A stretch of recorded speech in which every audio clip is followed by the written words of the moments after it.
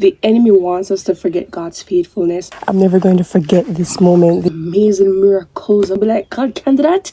Yes, he can. And there are many people out there who have these testimonies, document all the things that God would have done.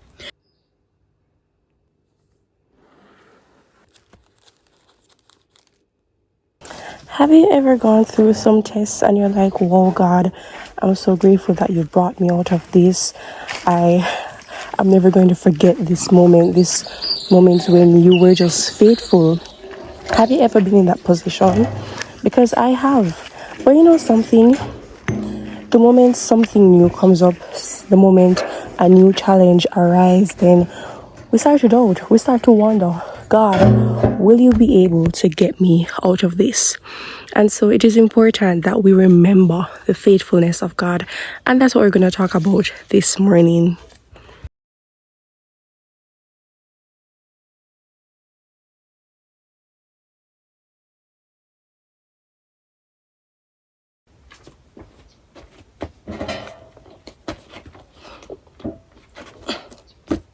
Too often we have been in positions in which God would have delivered us. God would have taken us from that miry clay and he would have dusted us off and he would have set our feet on higher ground. And then after that, when we find ourselves in another situation, we doubt God. We doubt that he has the resources to carry us through. We doubt that he has the power to take us out of what we are going through. And that's because we forget. We are human beings and we forget sometimes. We forget the things that are so important and which we should remember. But you know the funny thing? The enemy wants us to forget. The enemy wants us to forget God's faithfulness, how he would have brought us through, the many things he would have done. He wants us to forget. And so it is important that we do like what God would have instructed the Israelites to do, to have a memorial, to do all these things so we can remember significant things, great things that the Lord would have done. And this is not to measure the faithfulness of God in the sense that, this little thing, it was a little thing and God delivered, because there's no little thing, because even the smallest of things, it matters to God. It matters to God. And so even the simplest things, it reminds us that God cares even about the tiniest detail. And so we're going to cover that this morning. That is just remembering the faithfulness of God. Just last year, I was going through something and I was just doubting. I'm like, I don't think it'll work out because so and so. And I was brought back to the many times God would have been faithful, the many times God would have carried me through different circumstances. And so you know what? I need to start a journal about the faithfulness of God. And so I created this journal. So it is called Footprints of Faithfulness. And it is what I log everything that God would have done. All the things that I can remember, I just write them down. And I said, yes, the things I would have prayed for, the answers to those prayers. I put the prayers in this. I put the answers to it. And when it is I'm going through moments when I'm doubting God and doubting if he can carry me through this season, I run back to this. Similarly, with the Bible, we have the Bible to remind us about all these things that God would have done for the people back then, and even the things that he is doing now, but particularly for the Bible, the things he would have done back then. And we can remember all these things. And we see all these amazing miracles about Daniel in the lions den, and you'd be like, God can do that? And you see all these things about parting the Red Sea, and you'd be like, God can do that? Yes, he can. And there are many people out there who have these testimonies about how God would have taken them out of an accident. How they reach out of the car, they don't know, but they're out of the car and the car is written off. We have all these testimonies. Why are we forgetting it? The enemy wants us to forget it, and that is why it's important to document all the things that God would have done. So in this Footprint of Faithfulness journal, I have this prayer book. So this prayer journal I started when I was in university, and every semester I would fast and pray. And so every semester I would pray and I would fast, and I said, God, help me to get modules that would require me to come in on Sabbath to have any assessment done or any exam. I don't need to study or anything on Friday evening into Sabbath hours. And so I would pray, and every single time God would have delivered. And I can tell you this much. That in this prayer journal, I have, you probably won't be able to see it, but everything that I have written, I have a tick beside it, and I have a date beside some of them in which the prayer was answered. And I can tell you this much, that all the prayers in this book, God would have answered. God would have answered every single one of them. And it goes to show that prayer and fasting, there's power in it. Do not limit God. Do not limit God because of your limited mind. No, God can do it. And another section that I have is unexpected miracles. So these are things that I did not really pray about, but God would have come through in different ways. So let's say one morning I get out and I'm like, I don't talk to God about it, but I'm dreading, I have to walk 30 odd minutes before I get to the main. And it so happened that instead of walking 30 odd minutes to get to the main road to get a taxi, somebody just come and give me a ride. Or it just so happened that I was not expecting this, but I am home not knowing that I am going to need food, little cooked boiling breadfruit, banana and yam to put in my soup that I want to look after. I'm not thinking about the fact that, oh, I'm going to look after soup Friday. But God knows that, Ellen is going to want to look after soup. So he sends those produce so I can have it. Not that I prayed about it, but he would have looked into the future and known that, you know what, my son is going to need this. Let me lighten the load. And that's where unexpected miracles comes in. Those things that we not pray about, but God came through for us, regardless of us not praying about it. And then I have the next section. So I have a definition here for unexpected miracles that I had written down. So unexpected miracles are moments when God steps in without being asked,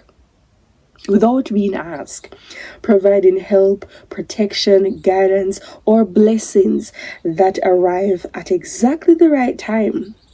Not that you were praying about it, but he still stepped in. These miracles show God's initiative, his caring work behind the scenes before we pray or even realize that we need it. Yeah. So this is where unexpected miracles go. And I have a next section, answered prayers. So a part of answered prayer, there's some prayer requests that I do not have in this because I have them in this. This is the new, because the old prayer and fasting journal is complete. So I got this one, this book my mom gave me. So this is my new prayer and fasting journal. So I would put all the requests, and I still would put, like, when the prayer is answered, I'll put the date for it. For example, in my prayer and fasting journal, I have a section for people, I have a section for personal, and I have a section for purpose.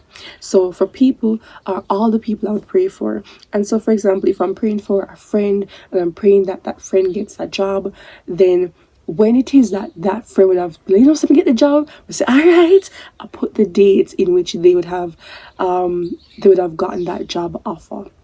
So I'll put it down. Or if I'm praying for a friend to clear off their student loan, when it is that day that friend would have cleared off that student loan, I'll put the date it was actually officially cleared. So when it is that I look back, I can say, but these prayers that I would have prayed, they were not in vain. they were answered by the great I am. And so I have these prayer requests. And so what I'll do when I'm putting in the answered prayer, the evidence of the answered prayer, I will just write on a piece of card the actual prayer when it was prayed and just sign off on it. So that is what I do for that. So in answered prayers, I'm just gonna talk about some of the things that I have in my answered prayers. God is so faithful. He is so faithful. He cares about his children. He cares before we pray. He is answering. He is answering. He is sending help. And many times the reason why we don't see the answer right away is because we get up off our knees too soon. We gone left the answer. We just go on knee and we pray, and by the time we don't pray, we get up and we just gone. We forget about it. We don't position ourselves to receive the blessing and the gift that God is sending from heaven. And so many times by the time the angel reach with the gift, the angel will turn back with the gift because we are not present to receive that blessing, to receive that gift. So in answered prayer, I have so many. I have so many. So I'm not going to touch this one because there's some that are very, very personal. But the ones that I can share on this public platform, I'm going to share. So there's this one in which I prayed for God to help me with my driving practice. So some years back, and help me to gain the confidence so I can get my learners and practice and eventually get my driver's license. And I prayed about it. I know the funny thing in praying about it, I have another journal. I have a lot of journals for different things. If you're like me who have a lot of journals, yeah, join the gang or join the little group. I have a journal that documents the steps. So if I pray about something and I have it in my prayer and fasting journal, what I will do is that I put down, okay, the goal. This is the goal. This is the start date. This is the date of contemplation. The date of contemplation is the day I decide, you know what, I'm going to attempt this. And then I have a date in which I have I have dates for different steps. So for the driver's license, I had a step to say, okay, first you need to go and get the documents. I have a next step to say you need to go and get the medical done. I have a next day to say, okay, purchase the book so you can study for the test that they're going to give you. I have a next step where I say, okay, after studying, I'm going to apply for it. After the different steps. When I got the drivers, the learners, I then created a next step. So the next step now is I'm now documenting the process, how long it will take for me to practice, for me to gain the knowledge I need to have for different things. So when I went to JAA, that's where I practiced. My dad taught me some things, but to become more confident, I went to JAA to practice more. And when I went there, they gave me like a sheet about the different things that we're going to do in it.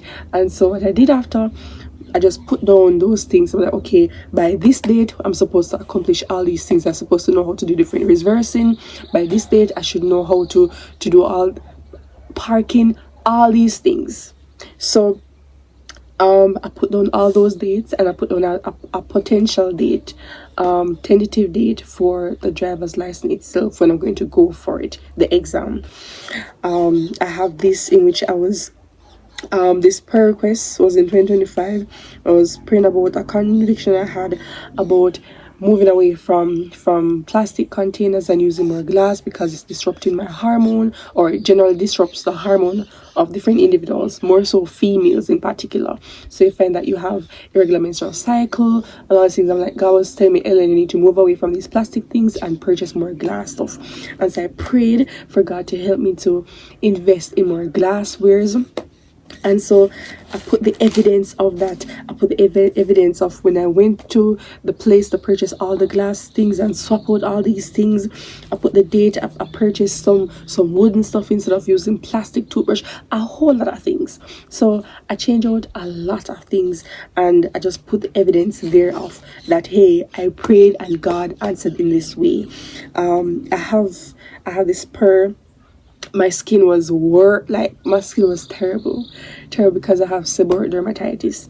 And so I was praying, and I said, God, I'm not finding money if you go and go doctor, and then if you go if you see certain specialists, it takes money. And it takes money to go and fill the prescriptions and all these things. And I prayed about it, and I can tell this much. My visit was free of charge. And along with that, when I went to go and do the test, because I had to do like blood tests to see what was happening inside, before they could come to an actual diagnosis.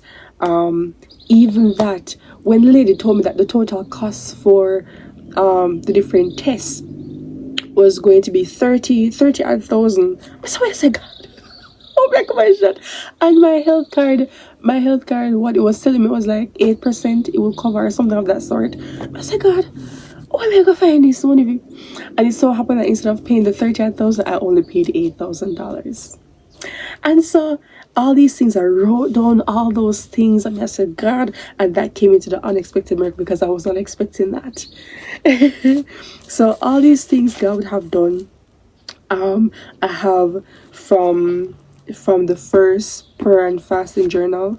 I have the progress here that was made years back. Because throughout school I used to pray that I get through for different scholarships, and when I get through for them, I just print the approval letter when they approve the different scholarships and grants, and I printed it and just put it in there, and I said, all right, God, you're on a roll. Even about praying about school, I put in the acceptance letter from the University of Technology in Jamaica. I'll put in that request. Like, there's so many things. Like, I have all these evidence of God's faithfulness, all that He would have done, the things that He continues to do. This one was in 2023. It was romantic relationship fast.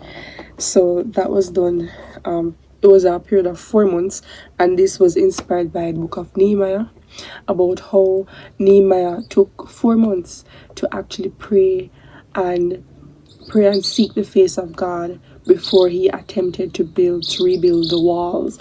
I say, listen, we have to be very intentional about the things that we do, and this season made it need God for you, do something, do a little bit of refinement to be more ladylike, because why we did rough.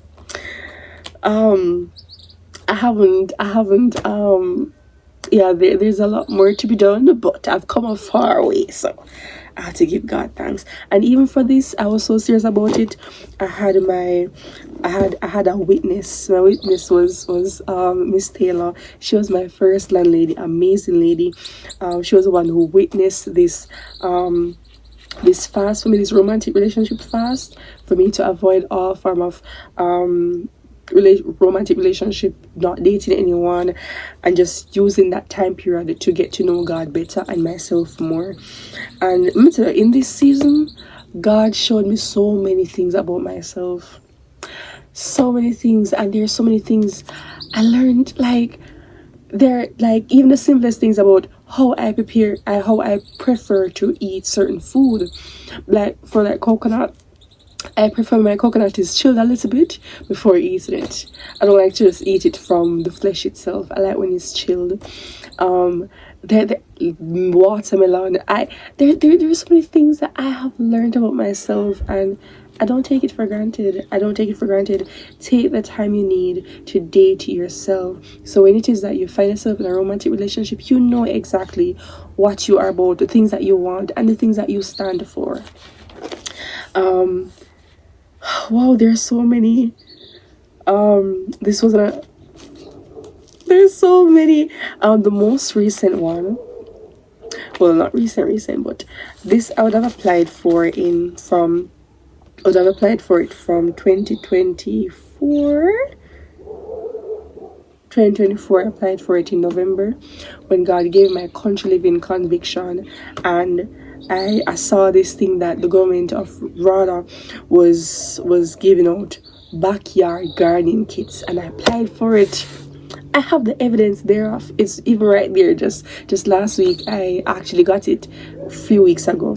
Or last week, few weeks ago.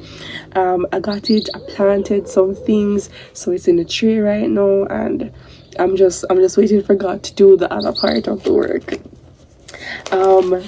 There's one which is very, very fresh. I'm not going to talk about it just yet because I have a video that I want to do on this one in particular by itself. But and there's so many others, but I'm just sharing that when God would have come through for you, all those things, and you have the evidence of his faithfulness, put it in it, document it, be intentional about remembering the things that God would have done for you. Be intentional about doing all these things, because if we are not mindful, we will forget. Because in remembering, gratitude flows from that. Gratitude flows from remembering the things of the past that God would have carried you through. And so my encouragement for you today is that you be very intentional about documenting the things that God would have done. Document God's faithfulness. So thank you so much for watching. Thank you for taking the time to just sit here and to just be inspired about things you can do, and just the importance of documenting the faithfulness of God. Bye.